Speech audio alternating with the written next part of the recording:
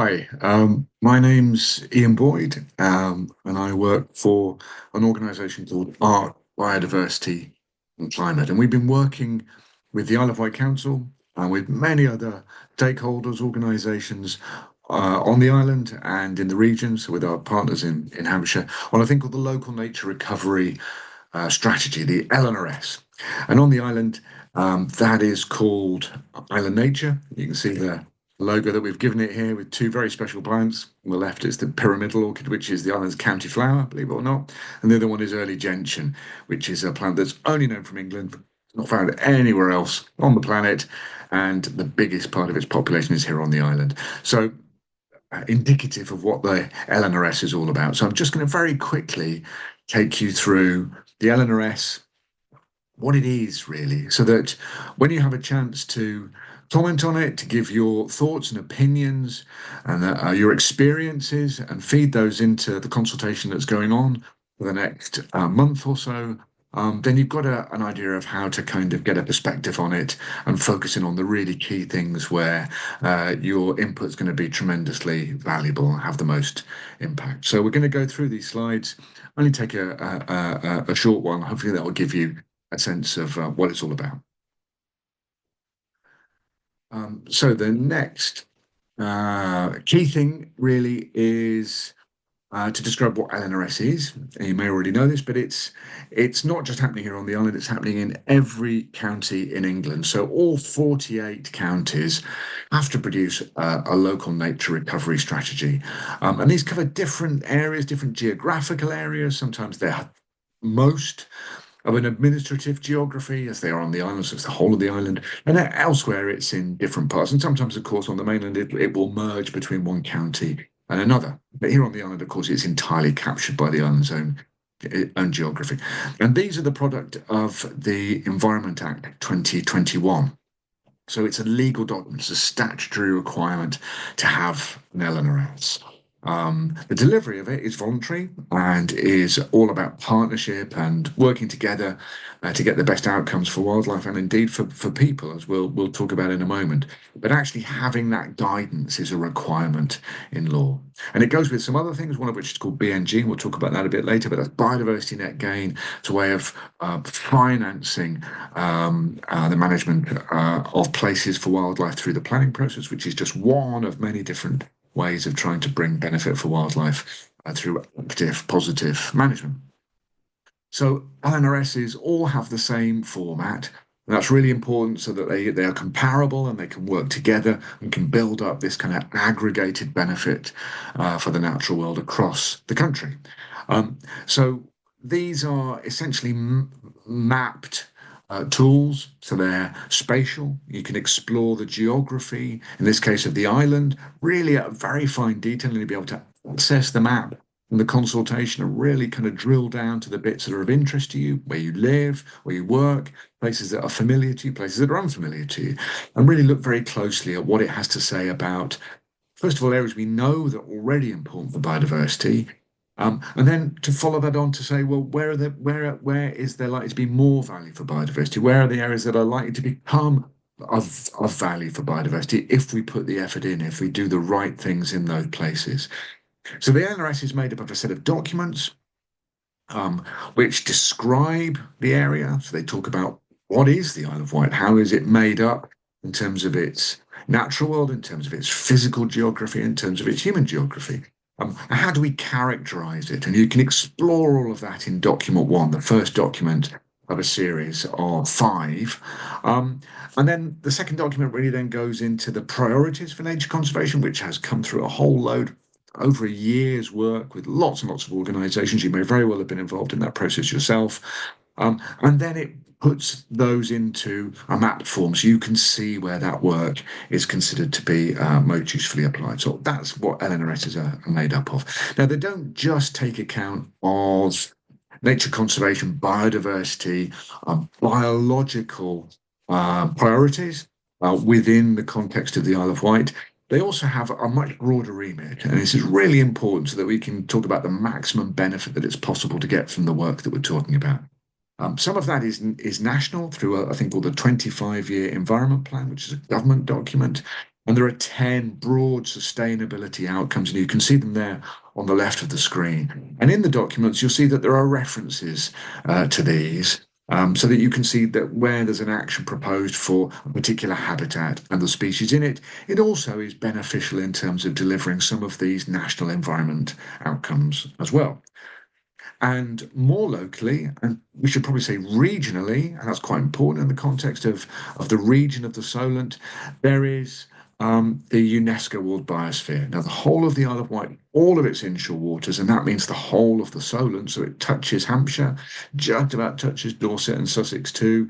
So it's over 900 square kilometres, this amazing designated space of high value for wildlife and cultural distinctiveness too that UNESCO um, gave to the island in 2019 has these 9 key principles. And these principles too underpin so much of what the LNRS has to say. And you'll be able to read about how they fit in when you have a look through the documents of the LNRS. Okay, and that is what the biosphere designation looks like. And you'll see when you look at document 1, which describes the island, that this really kind of underpins everything. So everything is in the context of the biosphere designation because everything fits within that space.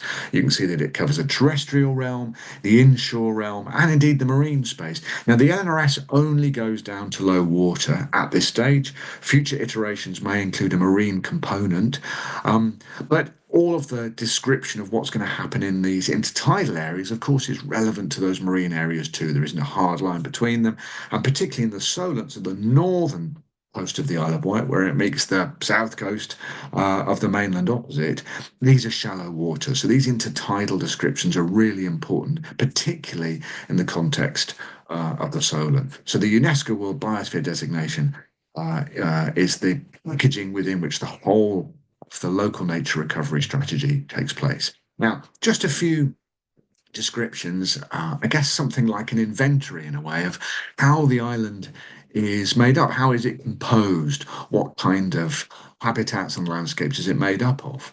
I mean, it's really useful to get a kind of perspective, a kind of handle on how the island actually works from a landscape point of view and therefore from a wildlife point of view. Um, it is a rural place, so about 80% of the island is rural. Um, Within that, most of that is farmland. So about 60% of the whole of the island is managed farmland, is commercially farmed landscape. So most of that rural space is made up of farms. There are other kinds of rural landscape too, managed by conservation organisations as well, of course. Of course, some of that includes farming as well. Much of it does, in fact. So the dominant landscape on the island is agricultural grasslands. We call it pasture for grazing or for silage, all sorts of other kinds of management practices to produce agricultural grasslands. And these are managed in a particular way for productivity and so on. Now, cropped land, so that's arable land, um, or a variety of grains, beans, other crop um, is about the same area, a fifth of the island, as the designated natural and semi-natural habitat. So these are the things that you'd be familiar with, things like triple SI, sites of special scientific interest, or ancient woodlands. If we bundle all of those specially designated, specially identified natural habitats, the kind of best bits of natural habitat we have, that also comes to about a fifth of the island. Now, the main urban centres where people live on the island is about 10%. So it's not a great deal. If you add in road infrastructure and other bits of kind of urban space, smaller settlements dotted around the island, you get to about 13%. So it's still a relatively small proportion of the island. And because of the number of protections and designations on the island, that's unlikely to change very significantly. It doesn't mean to say in some parts of the island development will very dramatically change those places. But zooming out and looking at the whole of the Isle of Wight, that split 80% rural is probably going to be the way it stays. So within that rural landscape, the scope to do all sorts of really fantastic work for wildlife and for a sustainable rural economy is very important and underpins a great deal of what the LNRS has to say.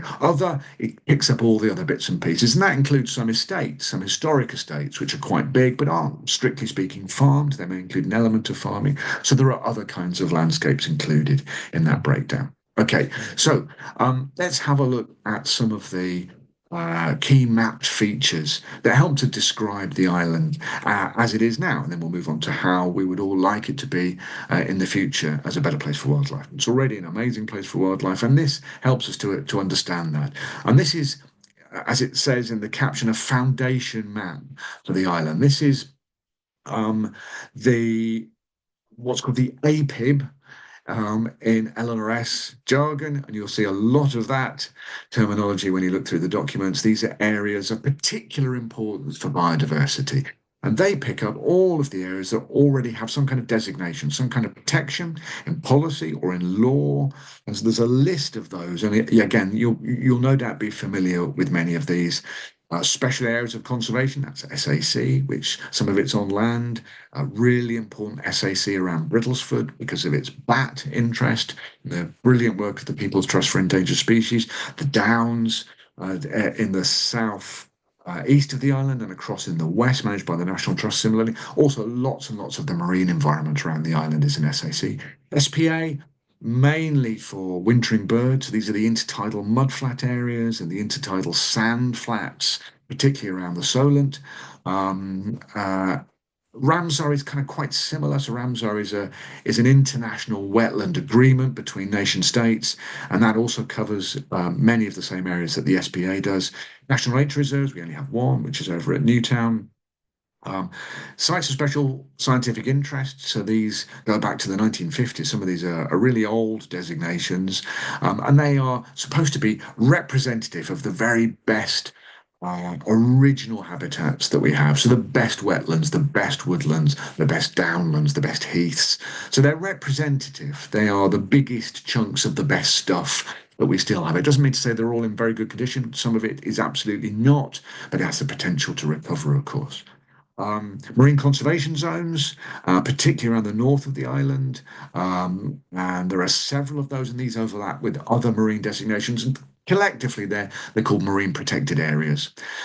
Sinks, we're going to come back to sinks because they're super important to LNRS. These are sites of importance for nature conservation, and you may have never heard of them. But they are extremely important, and we have a lot of these. These are more comprehensive. If you remember, we said that triple SIs are the best of what we have. So they're representative. They're kind of the biggest chunks of what we have. Sinks pick up all the rest. So their job is to be comprehensive. It is to pick up all the little fragments and little bits and pieces of those same high quality, what we would call semi-natural habitats, and give them some kind of recognition. Certain amount of protection, but mainly to recognize that they exist at all. Local nature reserves as well. We have several of those on the island, which usually have other kinds of protection on them too. They're particularly geared towards encouraging people to explore, understand, and learn about wildlife. And then we have ancient woodlands. Two kinds of ancient woodland. One is kind of untouched, perhaps since the 1600s. So woodland, some of that is some of our ancient woodlands are much, much older than that. They're essentially prehistoric. There's wonderful stories behind some of these. The small-leaved lime woods out at Tapnell, the extraordinary wet woodlands, valley woodlands at Gatcombe Withy Beds. At Gatcombe, there are peat cores that have gone down into those woods that tell us that it's been kind of continually wooded for something like 10,000 years. I mean, that's just extraordinary. The other kind, called pores, are plantations on the sites of ancient woodlands. Now, they retain some of the really important characteristics of ancient woodlands, particularly in their soils, pretty much irreplaceable. But they may have been planted over since. But they again have the potential to be restored. So there's a bunch of really important designations. There are other designations that don't show on this map.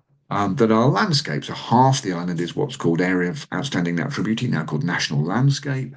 And that picks up, of course, many of these conservation designations as well. And around the coast, you can see pretty much the whole of the coast is picked up by these protections. Now, if you bundle all of these features together, it's about a fifth of the island is already covered by these protected and important places. And that's what it looks like if you just treat them all as one kind of thing. And we call that the conservation estate. It's all these high quality nature conservation sites, the fragments and the larger chunks of the best of what we have. That's what it looks like. It's quite evenly distributed. There are some big chunks, particularly around the downs and the forests. You can see at Bryston, for example, large blocks of designated land there. Parkhurst Forest stands out as well. Brading Marshes over in the east. Um, the LNRS takes account of this. It's really interested in what this has to say about the island, but it particularly focuses on the gaps in between. Where can we get the extra benefit for wildlife by looking at the spaces in between? Now, that conservation estate is made up of two particular features that we've talked about, particularly on land. One is triple SIs, sites of special scientific interest, and you can see very interestingly when you separate those out, they are overwhelmingly coastal. So the triple SIs are mainly around the edge. There are some inland as well, of course. You can see in the upper part of the Medina Valley, some of the downland sites, some of the woodland sites. The triple SIs in the main wrap around the outside, a kind of wrapper around the outside of the island. You can see the different kind of habitats that they pick up in the key at the bottom of the slide. But the sinks, the local wildlife sites, the sites of importance for nature conservation, are much more distributed and they are mainly on the inside. So the two together form a really important twin pattern of protection for wildlife. And as I said, it doesn't mean that they're all in good condition, but it does mean they all have the potential to actually support fantastic quality of biodiversity if we invest time and effort in them. And the LNRS's job is to recognise that and to work on the areas in between that, as well as spreading wildlife benefit, will actually feed back into those spaces, we hope, and to try and bring the whole of the conservation estate up to a high standard. Now, sinks are designated at a local level. So these are determined by local people, local organisations, and they're designated by our local authority, by the Isle of Wight Council. And therefore, we have the power to decide whether we want some more, whether there are other places on the island that should be designated as sinks, whether we can connect up some of the fragmented bits of that estate with new designations. That's all very well, but of course, it's all about the management and the protection and the use of that land for wildlife at the same time, making sure that all of that work fits into a sustainable, prosperous, and resilient island economy, that the whole thing fits together. There's a huge amount of work to be done to make that happen, but the role of nature conservation, the role of what we might call natural capital in that is super important. And the NRS is interested in all of those things. And we really want as much engagement as possible in how we can deliver great benefit for wildlife and at the same time make it a better place for all of us. Now, as I said a moment ago, just because an area is protected, it doesn't necessarily mean that we've got tons of the best quality of habitat for wildlife that there can be. Much of it is still really, really good, but the absolutely pristine bits are exceedingly rare. So if you have to pick just one kind of habitat, and this shows you heathland and sandy grassland, so that's kind of on sandstone habitats in particular, some of it on clay as well, some of it on gravel caps. The really best bit, the bits that are perhaps in the as original quality as they can be, is vanishingly small.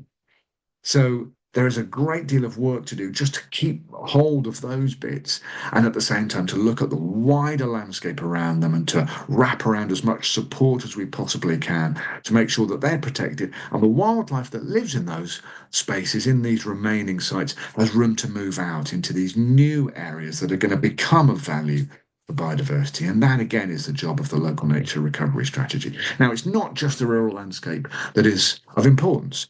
The LNRS is also looking at urban places and urban places and spaces, the places where we primarily live, human settlements, spaces that we make, the places that we design and build. And that literally means the built environment, the landscaped environment, parks and gardens, and we'll come to that in a moment, is still really important. It doesn't mean that there's no wildlife there at all.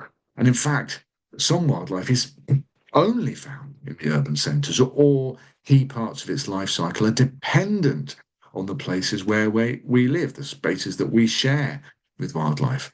Now, on the island, those key centres of population are very well known. The Bay, the sort of Ryde area, um, Newport and the Medina Valley, so Newport and then running up to what we might call North Medina, so Cowes, East Cowes, um, Whippingham, Northwood, and Gurnard, and then thinning out towards the west, of course, but then Freshwater and Totland, and then the little population around Bryston as another centre of settlement.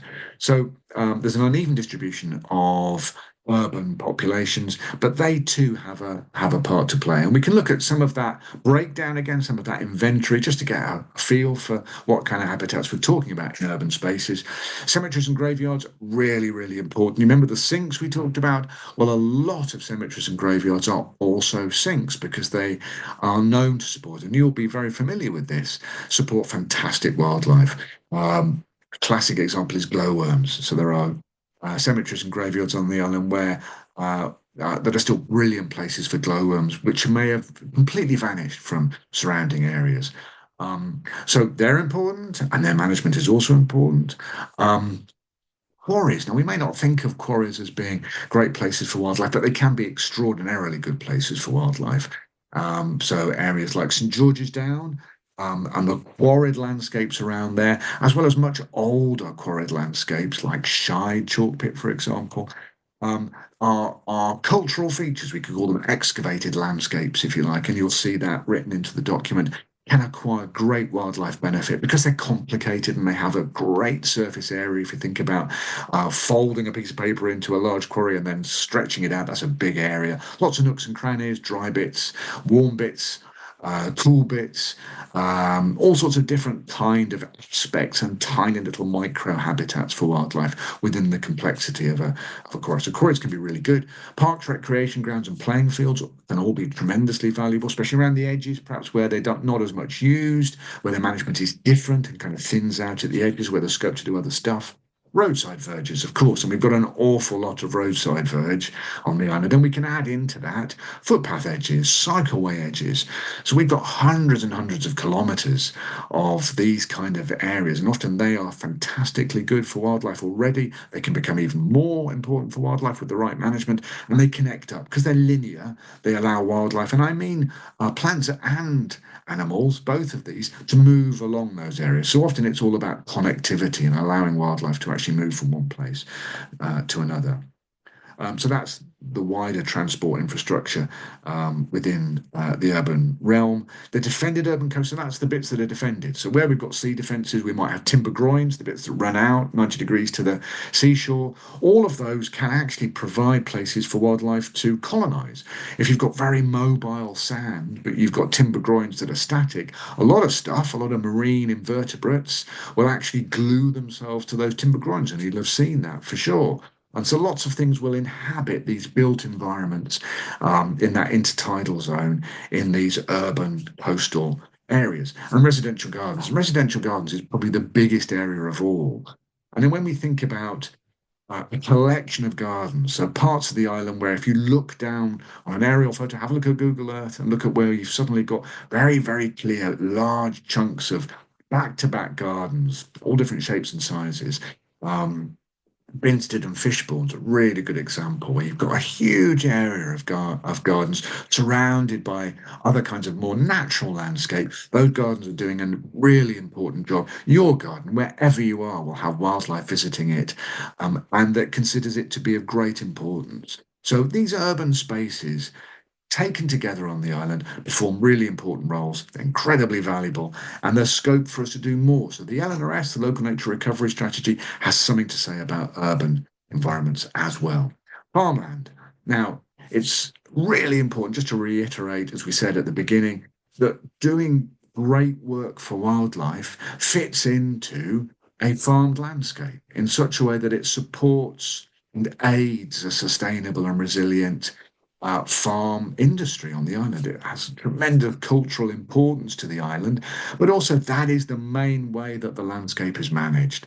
And so finding the right balance so that food production, farm incomes, and great wildlife value are all coming through in the same way, through the same set of tools. And that's what the LNRS is trying to do. That's the key objective, is to find that right balance. And there are all sorts of great examples of best practice already on the island, and lots of scope for us to explore new ways in a changing economic environment, and of course in a changing climate. So for all of these reasons, the LNRS is looking to work very closely with farming and landowning communities to try and find better ways to get these multiple benefits. Now that's a land use classification map, and it tells you where the highest grade farmland, that's the blue bits. The greens are the kind of in between, and then it becomes poorer in the darker colours, where you can grow the most stuff, basically. So the arable, for example, tends to be in the blue bits. Much of the island's pasture is in the green bits.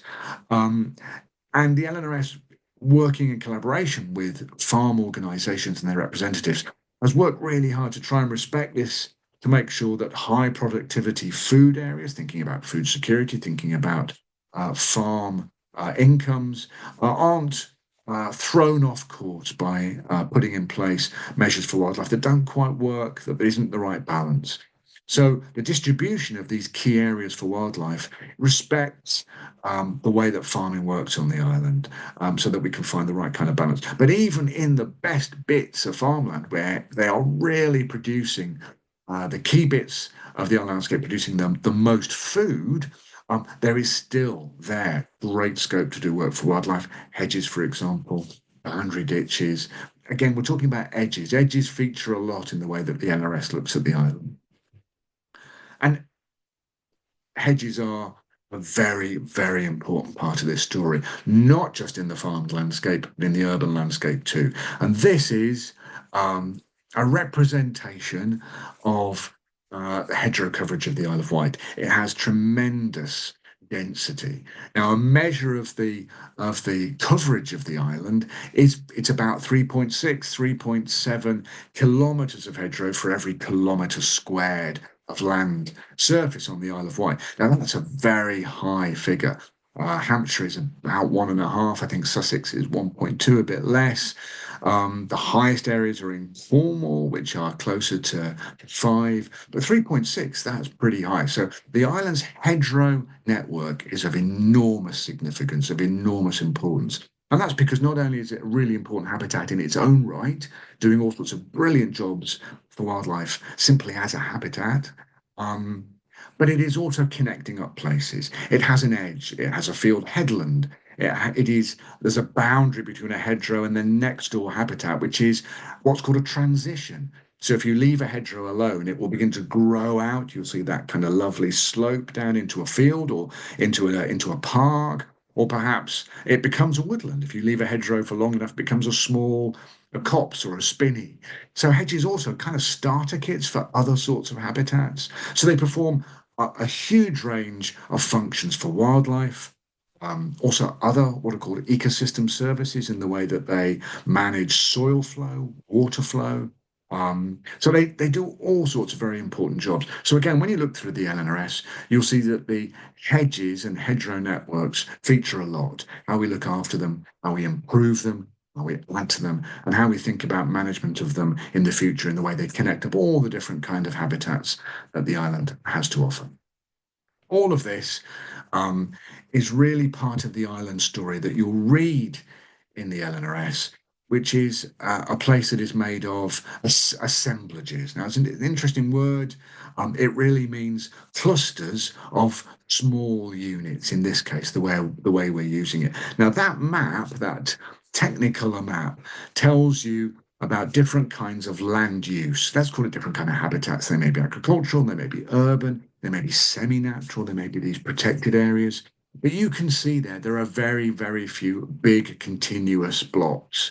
They're quite rare. You can see Parkhurst, you can see Bryston Forest quite clearly on there, but mainly it's lots and lots of little bits. And that's what distinguishes the island landscape. And that's what the LNRS is really focusing on, is how does the island work for wildlife? It works on lots of small bits that are adjacent to one another. So they are assembled together. Lots of little bits of habitat type stuck together, and wildlife finding the optimal way of making the best use of those little bits and pieces to provide the full range of life cycle resources that it needs to get through its year, to get through its life cycle.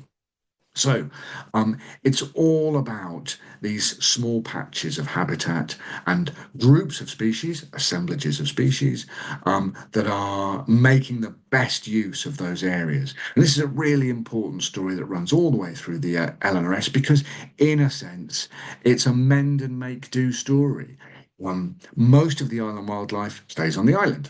So we have migratory species, of course we do, but most of it has to make the best of what it has on the island. It can't go to the next county. We don't have extent of habitats in the way that some mainland areas do. So our wildlife is always trying to figure out how to make the best of what we have in small bits. Now that means our scope to get in there and intervene positively, also do harm if we get things wrong, is very significant because everything is small.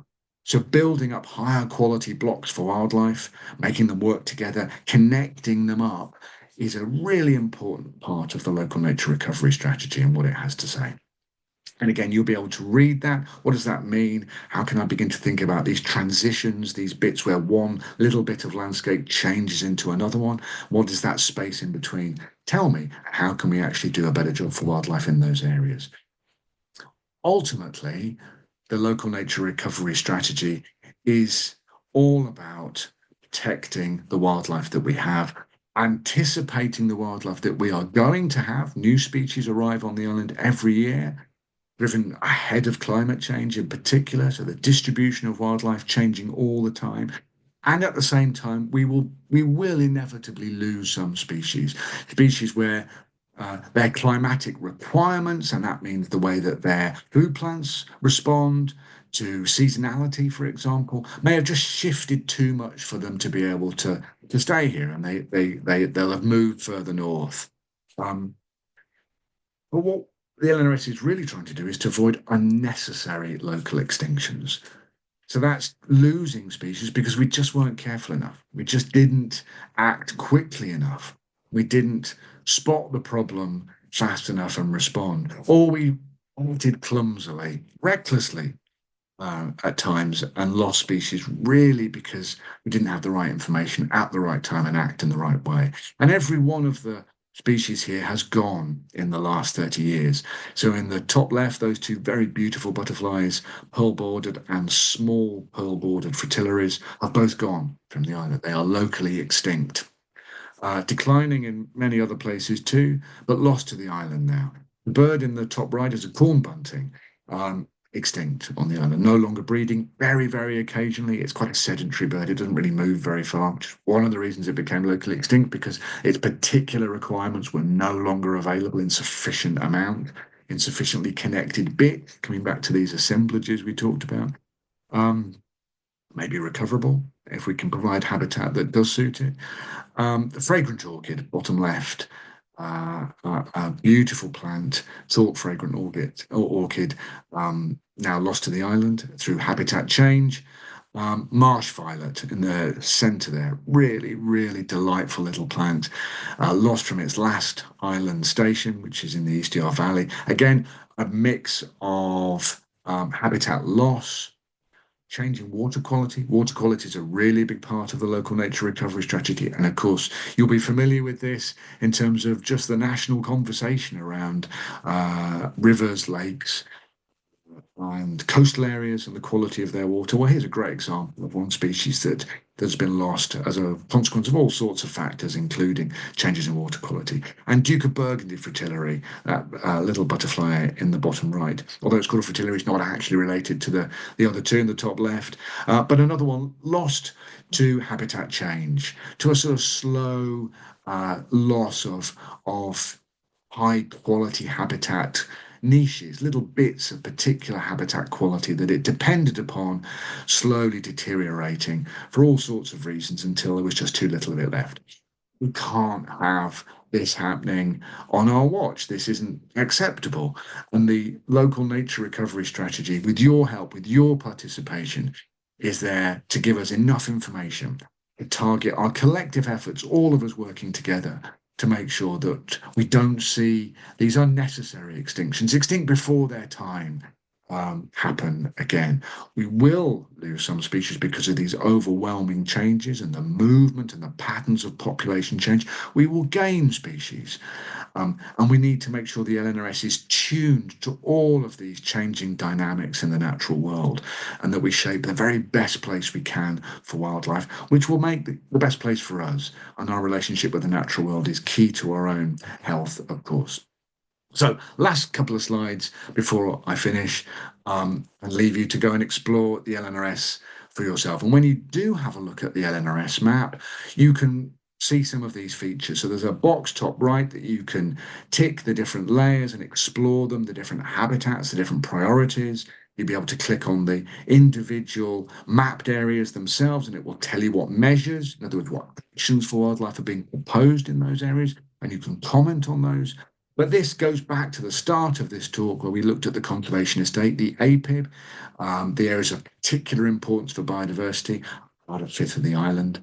And if you remember, I mentioned that the LNRS was looking at the areas in between. How can we extend that? How can we spread that work for wildlife into the surrounding areas? Well, that's what that looked like. So the consequence of over a year's work, working with a tremendous number of different stakeholders, individuals, organisations on the island has resulted in this being the priority map for those key areas where the next bit of wildlife work is going to take place. This is the ACB, the areas that are considered likely to become of importance for biodiversity. And they wrap around and they help to protect those conservation estate sites we just had a look at a moment ago, and they extend the possibilities in the surrounding landscape. And you can explore the details of all of this on the LNRS online maps and give us your thoughts, your comments on what you think about that. And if we put both of those together, we get the complete LNRS map.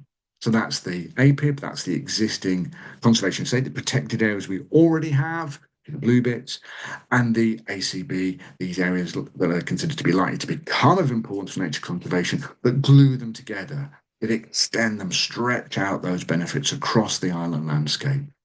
So that is what, for the next 3 to 5 years, this is just the beginning of the LNRS journey. This is really important. These are the projects, programs, areas, priorities considered to be the right ones for this first period of LNRS. Then there will be a review, and based on your feedback and the feedback of all the stakeholders and the successes and failures over the next 3 to 5 years in making this work, there will be a time then to review and to plan the next stage. And that will be a different map.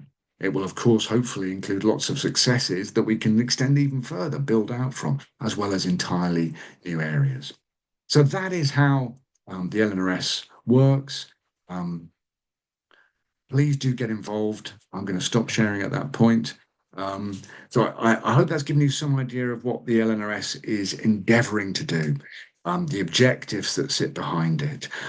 It depends to a very great extent on your own participation, your thoughts and opinions on how it can be improved, how you'd like to get involved, what you feel about the key things that need to be done for wildlife and where they should happen.